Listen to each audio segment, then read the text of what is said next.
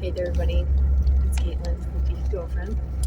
A little bit different of a look today. I got to dress up for the event that I'm going to, and that's what we're going to talk about in this video. So I'm coming to you live at like 7:10 in the morning. One of the first times that I'm leaving the house. And so in this video, we're just going to talk about postpartum in general and my experience with postpartum. So as of today, my daughter is 6 weeks old, and I had back in August or September signed up for an event. So for those of you who don't know, I do some women's gymnastics judging on the side as like a hobby. And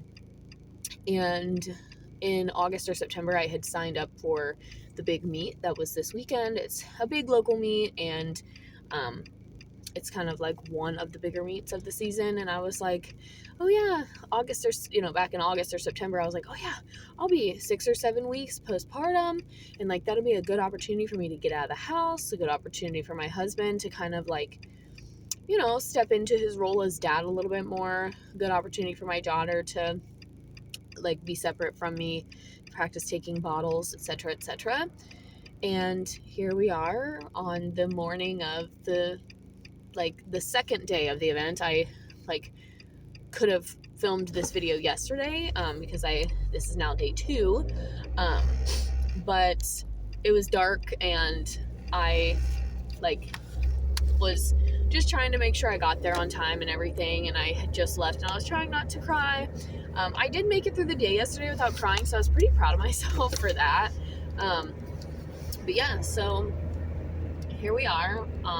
6 weeks have gone by, and anybody who goes back to work full time after 6 weeks, I do not envy you. I have so much empathy for you because yesterday, I'm only going to be gone for 2.5 days, and I'm going home every day. I fed my daughter in the morning, went pumped at my event, went home, pumped, and then I fed her this morning before we left. She kind of had an interesting sleep schedule last night because her and my husband had went to a separate event that they wanted to go to, or that my husband wanted to go to, I should say, because my daughter, she's tagging along right now.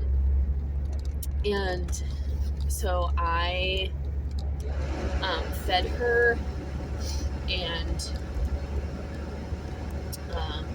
went home. I'm still going home. I'm not staying overnight anywhere. And I still am how do people? And then today was a little bit harder than yesterday leaving. I think because I snuggled with her right before I tried to get ready, so I'm actually feeling a little bit more emotional today. But I also am way more tired today than I was yesterday. Yesterday I only got 5 hours of sleep, which sounds like a lot for a newborn mom, but we had my mom come in and stay with us overnight so I could get uninterrupted sleep. And I almost had a harder time sleeping without my daughter in the room. It was a really weird sensation. But then today I slept longer. I slept for almost 7 hours, pretty close to uninterrupted. And I feel way more tired now. I think it's because of the mental exhaustion that I'm feeling from yesterday.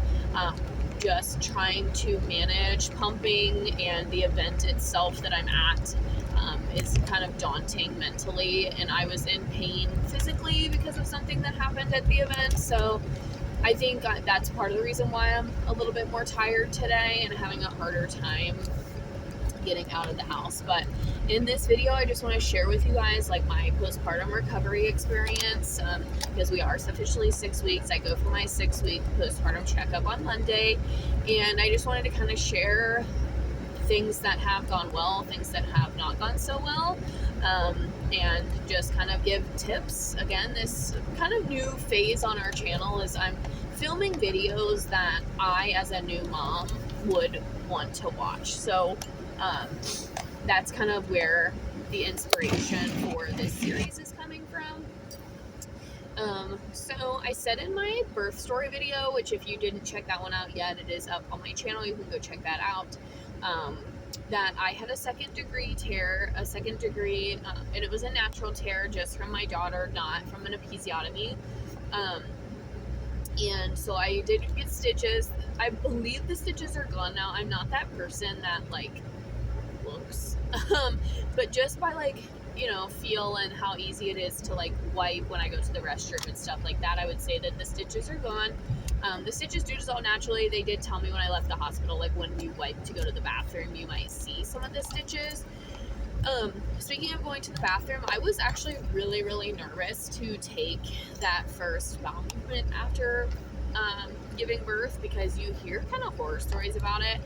But honestly, in comparison to some of the other bowel issues that I had before and during pregnancy, like I suffered really hard with constipation before and during pregnancy. And so honestly, the first bowel movement for me after birth was really nothing. It was uncomfortable, I would say. I wouldn't say painful, but definitely uncomfortable. And it wasn't so much the act of going to the bathroom that was painful, it was the wiping, and kind of trying to like dab and not actually wipe was kind of an interesting concept. But definitely use your peri bottle. I recommend warm water, especially after bowel movements, just because it made me feel like more relaxed. And kind of helped me feel a little bit cleaner. And then also the cold water is just so cold on that area that it kind of like forced me to tighten up a little bit. So definitely warm, borderline hot water would be my recommendation. And then just, dab, get the softer toilet paper. Don't try and use your 1-ply. Use your Dermaplast, and definitely take your stool softeners. A lot of people recommend Miralax. You can do that too, but the stool softeners helped me just enough. I recommend, if you don't get a prescription one from your OB or the nurse practitioner like I did, Colace was a brand that I was recommended during pregnancy, and I still continue to take those every day, just to help keep things moving. And so you can take those like up to twice a day. You can take 2 gummies at a time, but most often I feel that if you give birth in a hospital, you're going to get a prescription for a stool softener. So people always talk about that. That went actually really smoothly for me. I did not have hemorrhoids, thank goodness. And as long as you just kind of relax and like don't strain, just kind of take it slow. And I did not have any issues in that department, which I was actually very, very pleased about and pleasantly surprised, because I thought it was going to be a lot harder, no pun intended, than it was. I would say in terms of healing, the things that I used the most when I was in the hospital the first day, I did use the ice pack pad, similar to the Freedom Mom or others. I had bought a box of Freedom Mom ice pack pads, and I did not realize that you're only recommended to use those for the first 24 to 48 hours after giving birth. So I have this entire box of ice pack pads already opened in my house, that are now like just not being used, which is kind of disappointing, and I wish I would have left them in the box. It's a note to myself for next time. But the good thing about them is they can be used for other purposes. So like if I have a backache or something, I can pop one of those and just stick it on there. So they can be used for other purposes, but just know that those ice pack pads are really only intended to be used the first 24 to 48 hours. Now the Tux pads, I did use those for, I would say maybe the first 3 to 4 days pretty consistently. Like pretty much every time I went to the bathroom or changed my regular pad, then I would put some more Tux pads on. And then after the first 3 days, I was only kind of an as needed. So when I was feeling especially ouchy, I would put some Tux pads on. I left the hospital with 2 containers of Tux pads, and I think I've only opened the one, and I only used a few of them. But again, like, it's personal preference, and every healing journey is different. So the things that were most uncomfortable for me were like really random things, like sitting on my dining room furniture, which is like a hard wooden chair. That was painful. Moving positions between furniture was painful. Like getting up off the couch, getting out of the chair, even just shifting some positions to like sit, because I like to sit like kind of crisscross in the chair, or like have my feet underneath of me, and all of those positions were painful. And then like changing positions was painful. Squatting, definitely painful. Avoid squatting. It's one of those things that you don't really like think about, and then you do it and you're like, oh shoot, that was really painful. So squatting was a definite no. And then even like bending down, like to feed my cat or things like that, were painful as well. So kind of more of your like random stuff.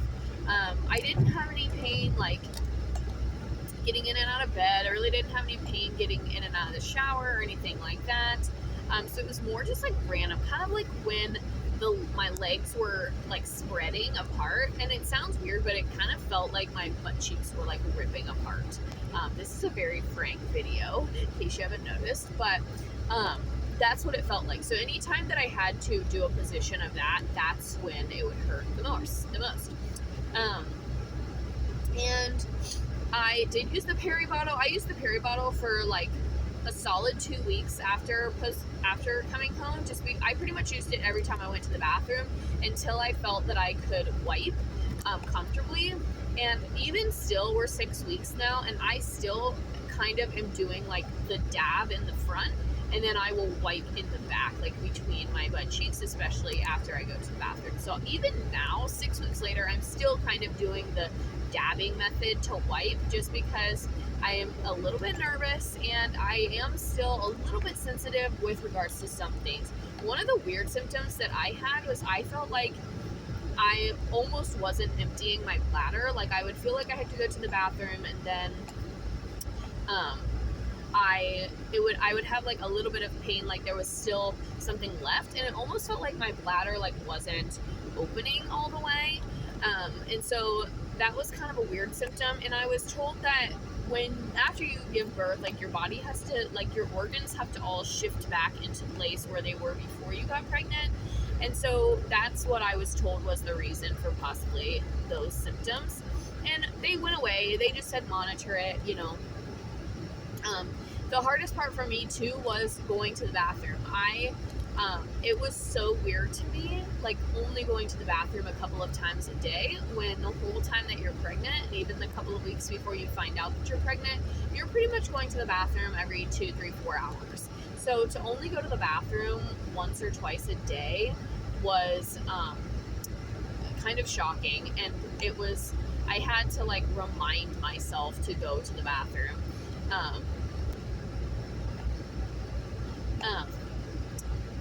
And then like going to the bathroom and feeling like a relief, like a full release of the bladder, was also an interesting feeling, because you're like, it's just been a long time, right? So it was some of those things that I was like, huh. So yes, healing went well, but I did have some like weird things.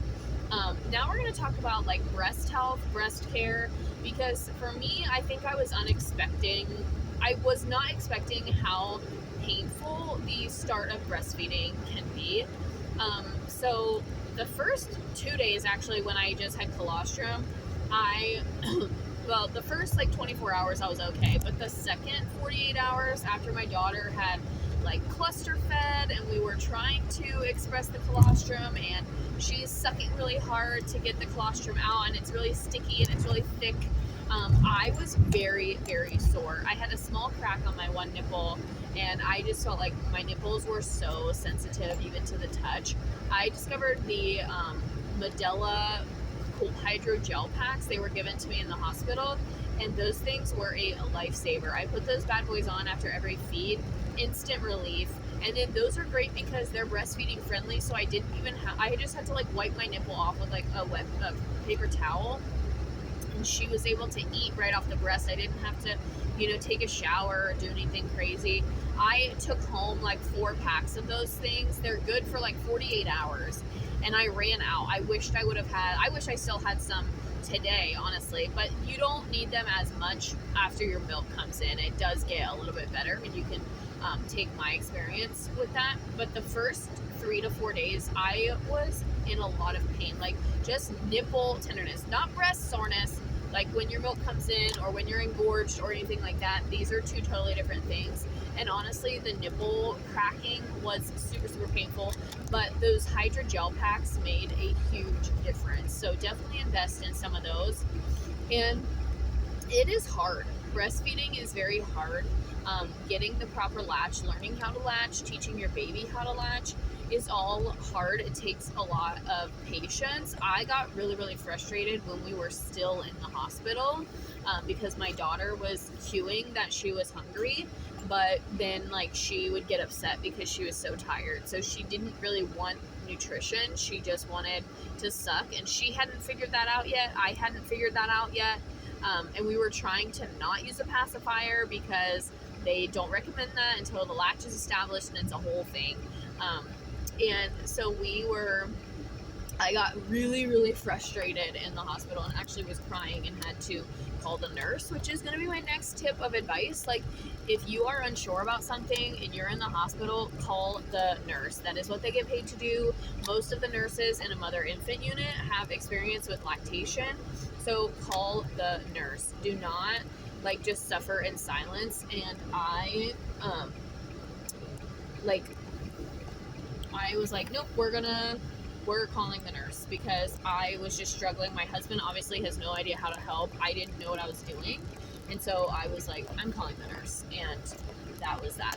And speaking of people who work in the hospital and get paid to do a job, those nurses also get paid to supervise your baby in the nursery. I was really adamant about my daughter not going to the nursery when we were in the hospital, and she ended up there for a little bit of time, both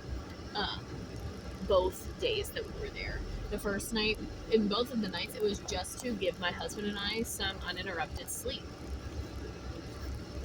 And sleep is a whole nother topic, but essentially when you take prenatal education classes or any kind of birth class, they're gonna instill in you the fear of SIDS, and it is a real fear, don't get me wrong, and my heart goes out to any parent who has suffered the loss of their infant because of SIDS, but they drill it in your mind so heavily that my husband and I were afraid to sleep when my daughter was in the room with us. And even still a little bit now to this day, if my daughter is awake, we're kind of afraid to sleep. And even when she's asleep, we're afraid to have her sleep on our chest or whatever, because they tell you not to do that. So they will say, don't do this, don't do that, don't do this, don't do that. But know that any amount of sleep that you can get is going to make you feel better. So even if it's 30 or 45 minutes and you're just napping because your partner is, taking care of baby for a second, take the 30 or 45 minutes if you feel like it. That was something else that in the first couple of weeks I struggled with also, because it was sleep when baby sleeps, sleep when baby sleeps. But there were days when I genuinely was not tired. And so sleep when baby sleeps needs to be reframed into rest when baby is sleeping, or do something for yourself when baby is asleep. So for me, that looks like reading. I did a jigsaw puzzle, anything that just clears your mind and helps you recenter yourself. That could be taking a shower, taking a bath. It's not recommended to take a bath in the first 6 weeks, but taking a rest, listening to music, talking to a friend, calling a parent, just something that helps you recenter. For my husband, that's video games, right? So whatever helps you just connect with yourself, so that way when baby wakes up, you are just refreshed and feeling a little bit more clear-headed and a little bit more clear-minded. So sleep when baby sleeps is a little bit of yeah, that's really funny.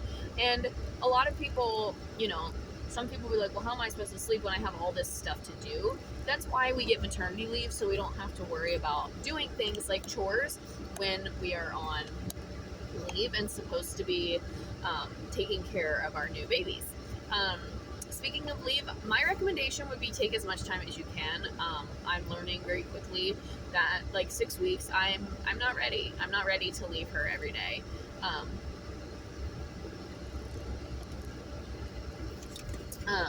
And so I'm probably going to take the maximum amount of time that I can. And if you're on FMLA in the United States, that means that you can have 12 weeks of protected job leave. It is unpaid, unfortunately, but if you're in the position to be able to do it, I say take as much time as you need or as much time as you're able to take. Because like I said, 6 weeks, like this whole past week, I've been dreading this weekend just because I knew I was going to be gone from her. And last night, the only thing I wanted to do was hold her and snuggle her. And as I'm saying that, I'm like getting a little bit more emotional. And like I said, I think like I thought that yesterday was going to be the hardest day, but today is actually a little bit harder. But I think it's because I'm a little bit more tired today, and just like yesterday was such a long day. Today is going to be another long day. So I'm just trying to take every like minute by minute, hour by hour. And that's the mantra of postpartum life. Like babies don't have a circadian rhythm. They respond well to routine and schedule, but they don't have an inherent routine or schedule yet. So you have to teach them all of these things, and to do that is exhausting and takes energy. And so, you know, I was pretty stressed out in the first few weeks about like, oh my gosh, like I have to sleep train her. I have to get her to sleep on her own. And trust me, that is important to me, but my daughter has a very hard time sleeping when she is not held. So putting her down in her crib or her bassinet leads to only like 10 or 15 minutes of sleep for all of us. And that's not really conducive. And so, like, you know, and my mom was telling me, like, you're doing great. You're doing all the things. She's growing. She's doing all of this. And that's the most important thing. And also, every baby is different, and there are such thing as textbook babies, but even textbook babies like have to learn, and you have to teach them. And so, you know, all of that being said, you have to do what works best for you, and that may look like your baby not. So try a routine, try a schedule, but know that it's okay if they don't respond. I actually was just at the pediatrician yesterday, and she said that it may take 2 to 3 months for her to respond to a schedule. Morning, everyone, again. I had to take a pause. And obviously we're in a different outfit because it's the next day, so I had to pause filming. Now we're going to resume, picking up exactly where we left off.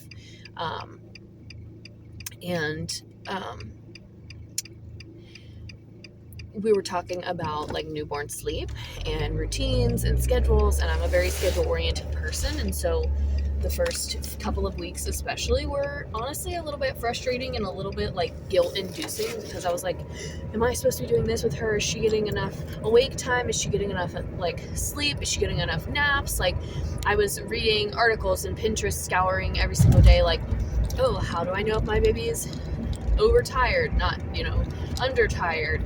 What do I do if my baby's overtired? How do I get my baby to nap more? How do I get my baby to nap less or sleep better when she's not held?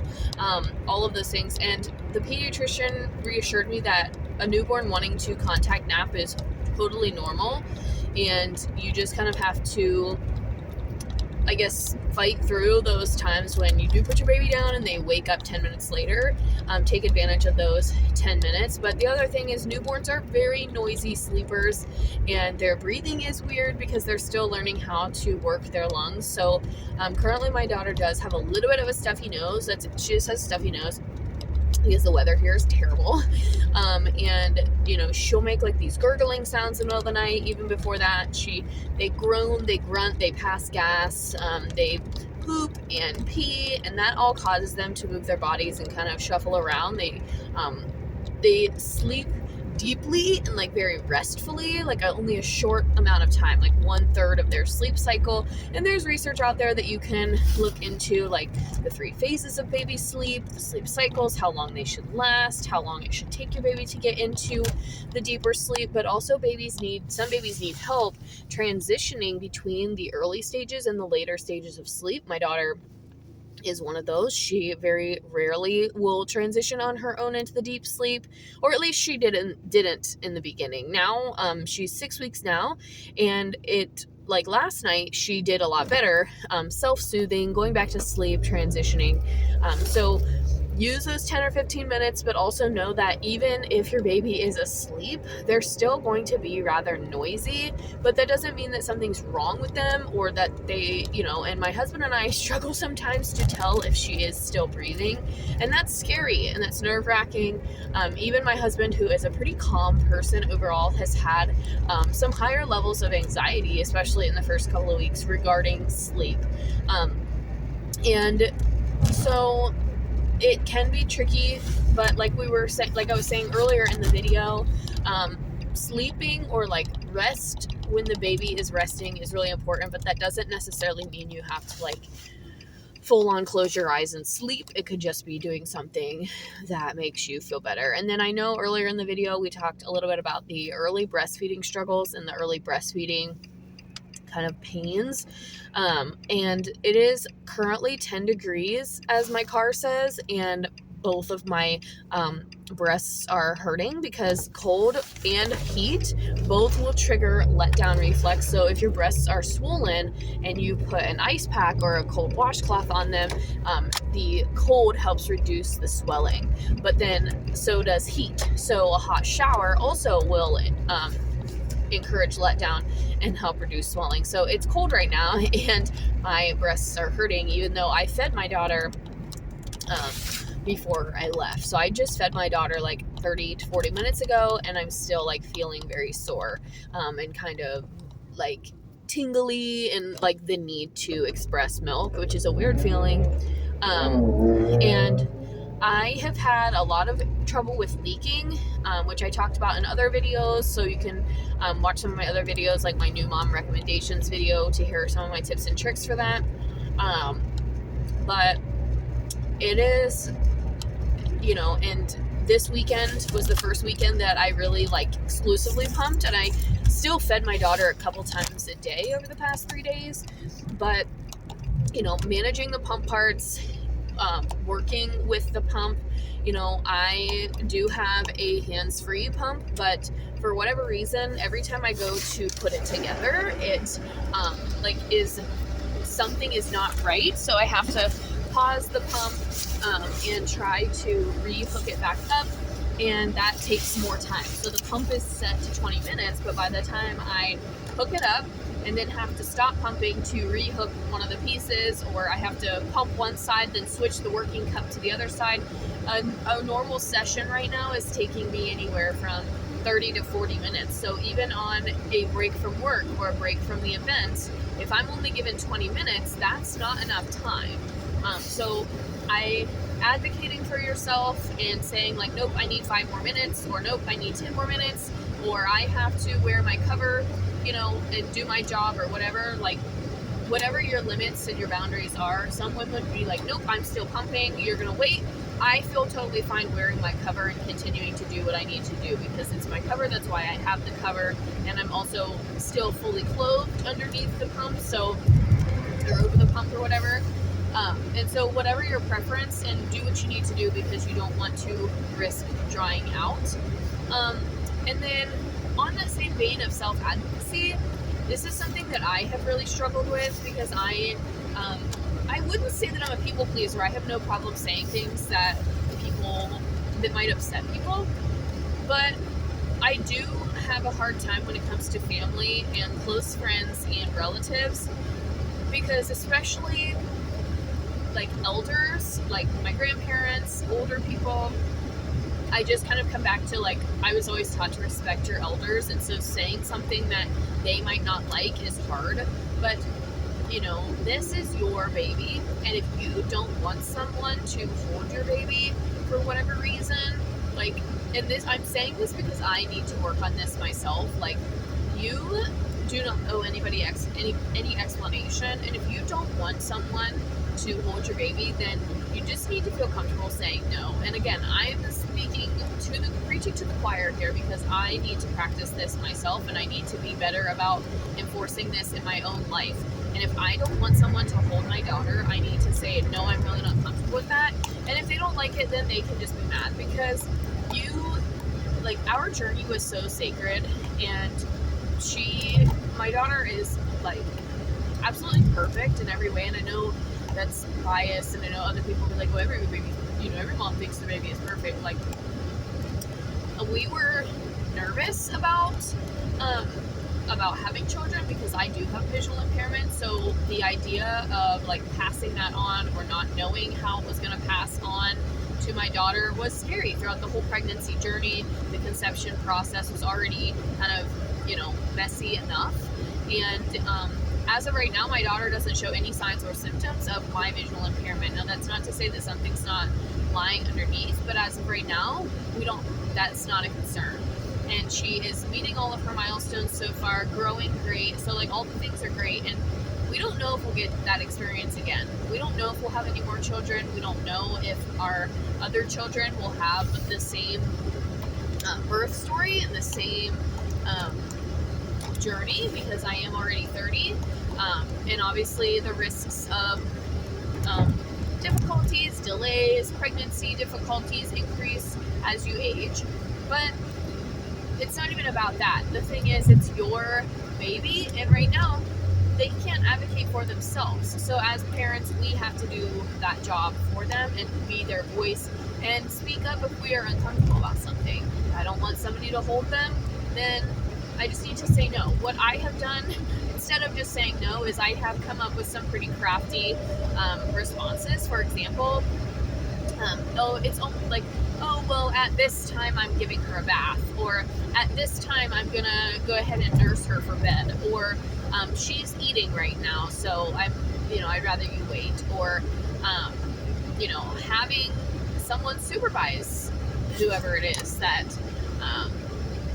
you are a little bit uncomfortable. And we have done that. My husband usually takes over that role and just kind of hangs out with whomever it is, and just kind of is there in the event that something like would happen, and just to make sure that nothing is done, said, whatever. So yeah,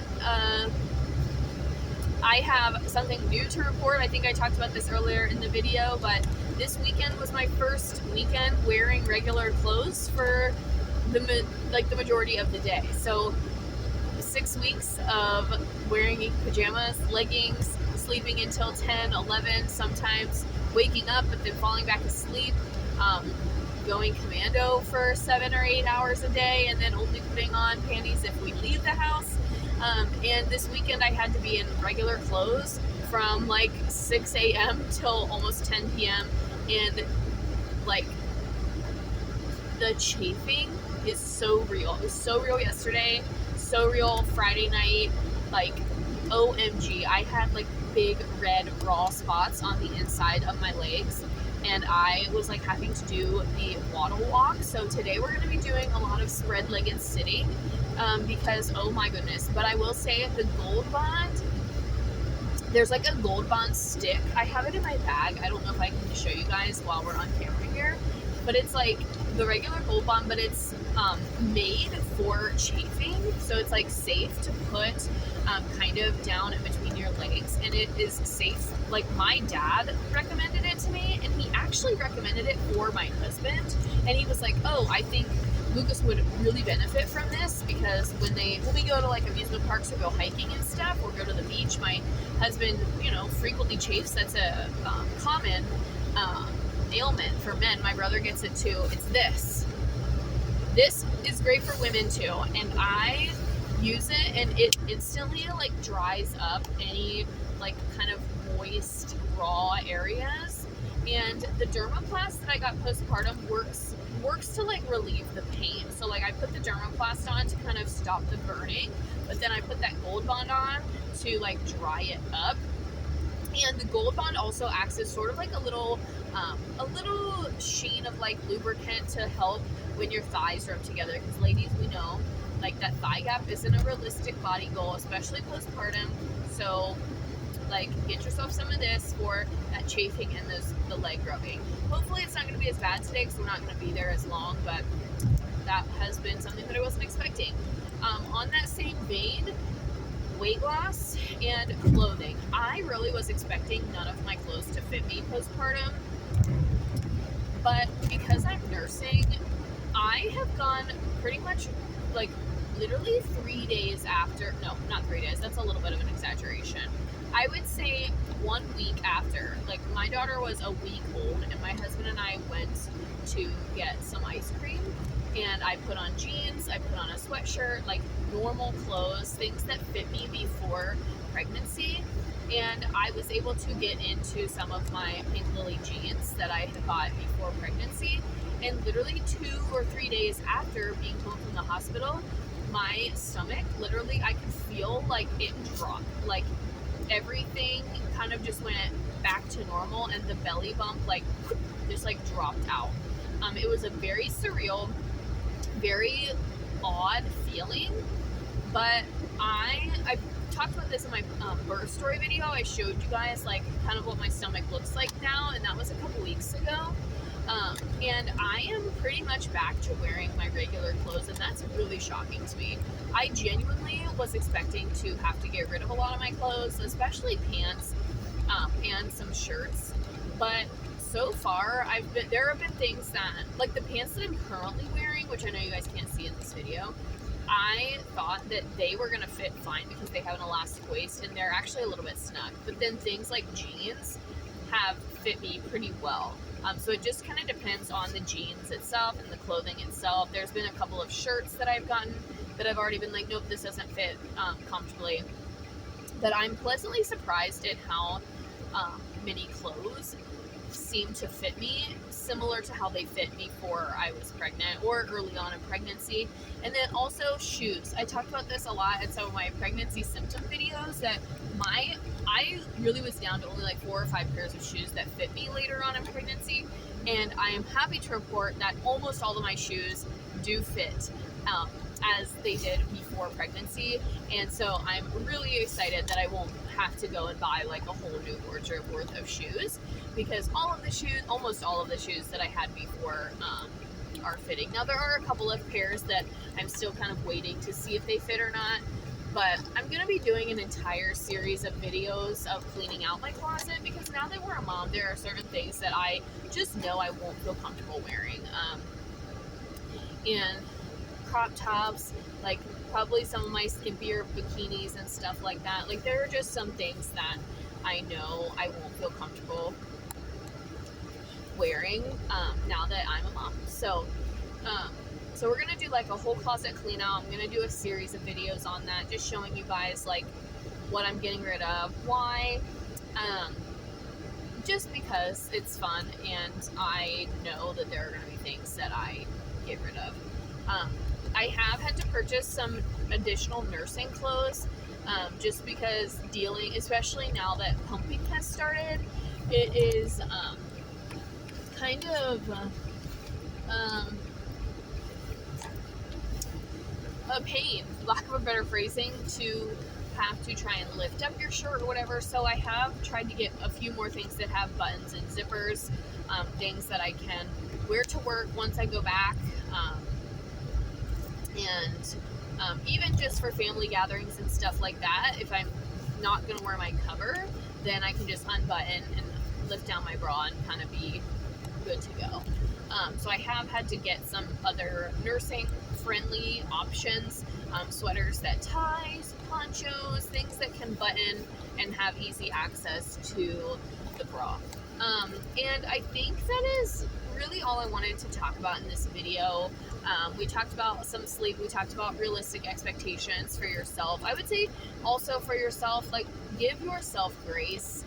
If you're like me and you're a first time mom, like you've never done this before, your partner has never done this before, you don't know what you're doing, your baby has never been outside your womb before, they don't really know what they're doing or know what to do with their bodies or know how to react to certain situations. So like, give yourself grace, be kind to your partner, be kind to yourself, and like I said, this is new for everyone involved in this situation, and I struggled with that too, and I, just because it's like, but anyway, I've had to really, like I said, be gracious with myself, and also remind myself that, like, this is all new for everyone involved. And, you know, you will have people say, like, oh, you're doing a great job. And it's important to believe that, you know, and you will get unsolicited advice from your parents, your grandparents, whomever. Just take it with a grain of salt. Like, they're just trying to be helpful, even if they're not. They think that they are. So thanks for watching this video, everybody. I think that's all I wanted to talk about in this one. Just talking about the real life of a new mom, postpartum, and all of the things. If you're pumping, make sure you have a way to store the milk that you pump. And yeah, so I think that's all for this one. Thank you guys so much for watching. If you're new here, make sure you hit that red button, subscribe, like this video, all of the things, and stay tuned for more first-time mom content, postpartum content, life as a new mom, all the things. And I'll see you guys in the next video. Bye.